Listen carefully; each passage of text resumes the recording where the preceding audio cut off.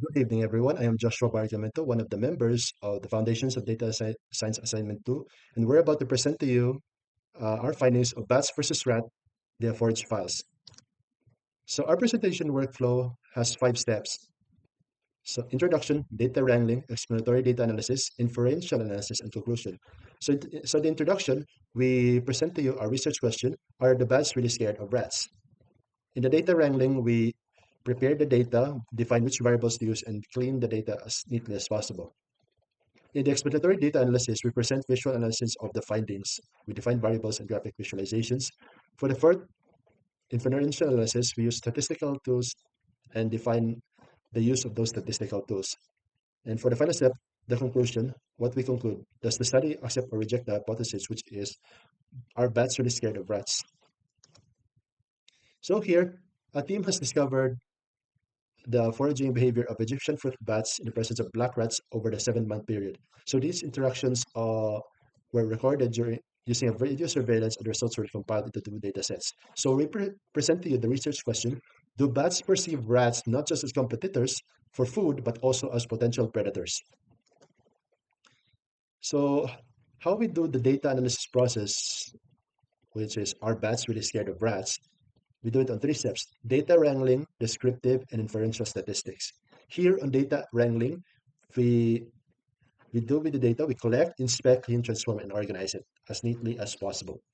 In the descriptive and inferential analysis, we visualize, analyze, summarize, central, and measure dispersion of data.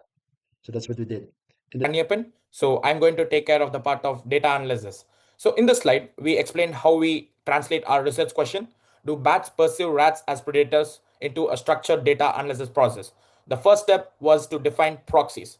So the proxies are variables that represent behavior linked to fear, avoidance, or vigilance. For example, how often bats landed or whether they choose to eat while rats were present. From there, we consider 2 main evaluation methods. So analysis of 2 scenarios: testing whether the average behavior of bats was different when rats were present versus when they were absent. Probability of the proxy, testing whether the likelihood of a behavior such as eating with rats was above or below 50% of threshold. So overall, the analysis questions became, do these behavior variables take different values in the presence of rat or not? This framework allowed us to connect the biological research question to measurable statistical and outcomes. So the sixth slide is going to be at which specific variables from the datasets were relevant from our analysis. So the dataset 1 included time-based variables such as bat landing, time to food, and rat leaving, along with the proxies like habit, risk, and the variables. So bat eat with rat. We used this last variable to evaluate avoidance, that is whether bats wait for rats to leave before eating. This corresponds to approach 2.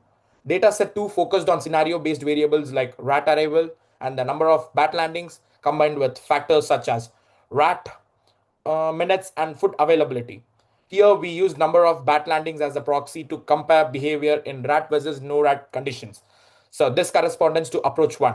By combining these 2 datasets, we could evaluate bat behavior from 2 perspectives: whether rat reduced overall bat landings and whether bats that did land avoided eating in their presence. So for approach 1, we're going to be analyzing proxy of avoidance. We're going to compare bat landing number in 2 different scenarios, with rats and without the rats. So here we use variable rat presents, which is denoted with 1 if rat arrival number is greater than 0.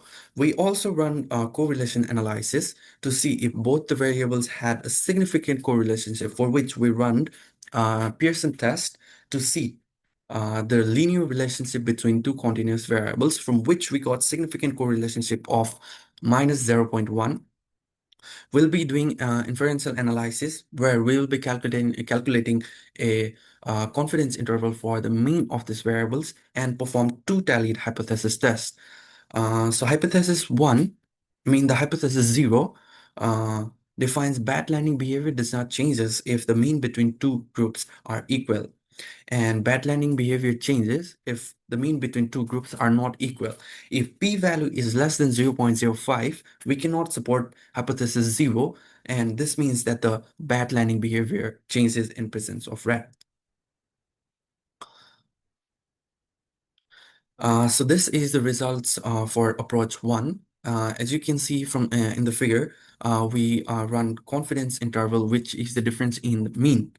So from the figure, you can see that our difference in mean lies outside of inferior limit and superior limit with 95% confidence interval. The difference in mean between both scenarios is greater than zero, meaning that the scenarios without the rats has a higher average number of bad landing compared to the scenarios with rats. And we run normal hypothesis test and obtain a p-value is less than 0.05. As I said, if our p-value is less than 0.05, we cannot support hypothesis 0, which means bad landing behavior changes in presence of rats.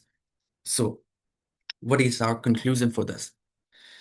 So the presence of rats determines the populations from landing on the platform. This indicates that bat perceives rat as a threat.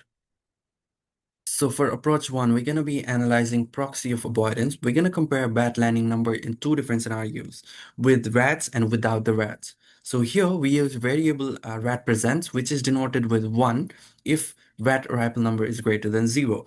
We also run a correlation analysis to see if both the variables had a significant correlation, for which we run Pearson test to see the linear relationship between. In our approach 2, we will analyze the probability of the proxy of fear or avoidance in DF1. Our variable is going to be bat eat with rat, which take value 1 when bat eats in the presence of rats, and 0 when it waits until rat leave. From the graphic analysis, we can see that most of the time bat eat with the rats. We will use inferential analysis, and we will use basically a confidence interval and a hypothesis test. In our confidence interval, we will evaluate if a superior limit is lower than 0.5, but will avoid feeding when rats are present. And in our hypothesis test, we will evaluate a H0 where the proportion is lower than 0.5, will means that bats avoid eating when rats are present. Our results finally was that with a 95% of confidence, the daily mean of the variable bats eat with rats is higher than 0.5, which means that bats do not avoid eating when rats are present.